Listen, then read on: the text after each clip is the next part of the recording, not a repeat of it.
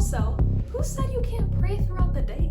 Just because you're walking down the sidewalk or in class or doing a task doesn't mean you can't pray.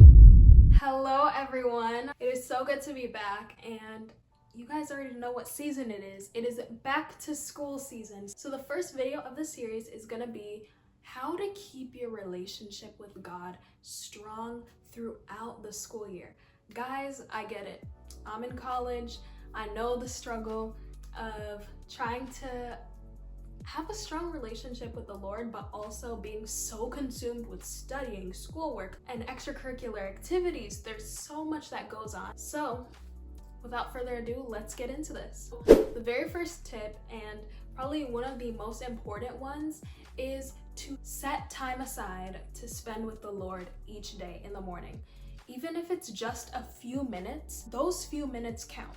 Maybe you only have 5 minutes, great. Read a verse, have something you can meditate upon that can carry you throughout the day, that can help you fight temptation, that can encourage you, that can build you up, and you'll notice a difference in your day. So a verse I want to go over real quick is Matthew 6:33, which says, "But seek first the kingdom of God and his righteousness, and all these things shall be added to you."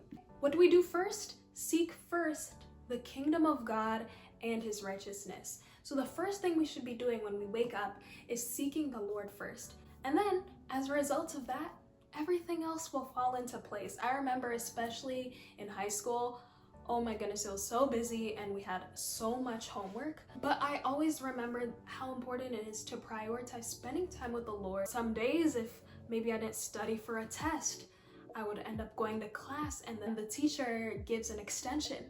Obviously, I'm not saying not to study or guaranteeing that this will happen for you every time, but it just goes to show how the Lord knows what you're going through. He knows that you're in school and that you're busy, but he will provide. And this segues into my next tip for you guys. The next tip is to pray. Make sure you keep that channel of communication open with the Lord. Thank the Lord for a new day of life and bring him all your worries and tell him what is on your heart for the day. And also, who said you can't pray throughout the day? Just because you're walking down the sidewalk or in class or doing a task doesn't mean you can't pray. Those are perfect opportunities to send up a quick prayer to the Lord. It just keeps that connection flowing. It doesn't have to be this fancy, elaborate thing. Simplicity also works. And this is what 1 Thessalonians 5:17 says. It says, "Pray without ceasing." So keeping that channel of communication open throughout the day is vital. And when you pray, don't feel like it is this scary or intimidating thing. Talk to the Lord like you would when you talk to a friend. Obviously, there's reverence and fearing the Lord and having respect, but you can be able to talk to him like you would a friend and bring everything to the throne. Next, I would say to make flashcards of Bible verses. Even post-it notes work too. Hang it throughout your room, on your wall, at your desk, whatever it may be. And not only this, but make sure to tailor it to whatever specific situation you're going through. If you are someone who's prone to anxiety, find Bible verses that relate to anxiety and write all those down so that you can look through them and it can be an encouragement to you. My next tip is to make sure you have a journal. Not for math, but this journal is to write down things that the Lord is doing in your life. Kind of like gratitude, you can include answered prayers and simple little things that you've noticed that the Lord has done in your life that are a blessing, that give you joy. There's so many things to write about. And if you keep track of these day after day after day, you can be able to recognize that there are so many things that he has been doing in your life, whether small or big, and it can remind you that he is continually with you.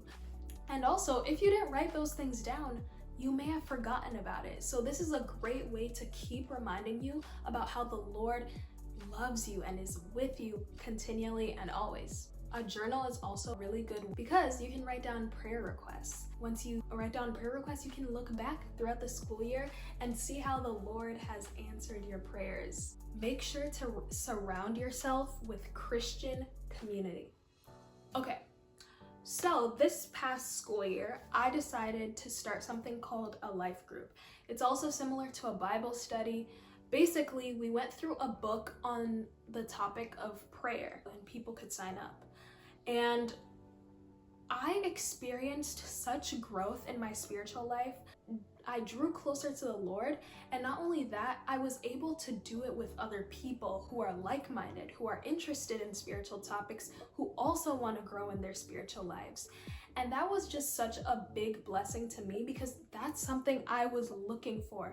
If I want something, I can't just sit here and complain and wish that I had this. I have to make that change. I have to step into this leadership position and start this. Another good thing would be to find a church. Get connected to people in the church. Find groups that you can join and build that spiritual community. All right, and the last tip that I have for you all today is to set spiritual goals. So what do I mean by this? These goals don't have to be super crazy, super huge. For example, like I'm going to read through the entire Bible in a month. Okay, you can be realistic. For example, you could set a goal of saying, I want to memorize 1 verse per week. Or maybe I want to intercede and pray for somebody else that needs prayer, needs uplifting, and switch that person once a day or maybe each new week. Those small little goals can help you have this revived energy and longing to get excited to do something to draw your relationship closer to the Lord, and you can be creative with it as well. And with that being said, that is it for today's video. Thank you all so much for tuning in. Comment down below if you're in school right now, what grade are you in? What year are you in college? I'd love to know, and I'm excited for you all. This is gonna be a great year. It is up to us to decide how we are gonna approach this year. Make sure to subscribe down below, comment, like, share, and I will see you all in next week's video. Bye.